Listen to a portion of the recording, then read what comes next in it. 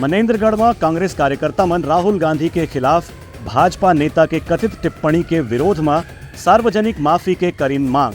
मनेंद्रगढ़ चिरमिरी भरतपुर जिला के मुख्यालय मनेंद्रगढ़ में कांग्रेस के कार्यकर्ता मन आज प्रदर्शन करें। इमन के मांग रही है कि उनका नेता राहुल गांधी के खिलाफ शिवसेना नेता और केंद्रीय राज्य मंत्री रवनीत सिंह बिट्टू के जो अवैध कथित अपमानजनक टिप्पणी दर्ज हुई है।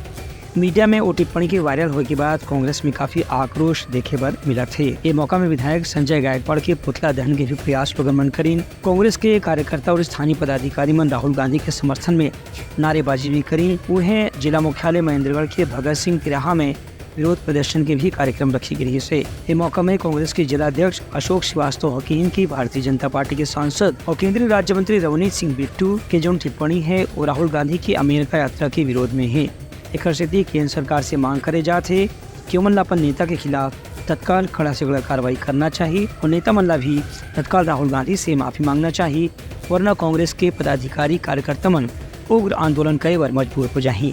ब्यूरो रिपोर्ट, उटलंघा न्यूज।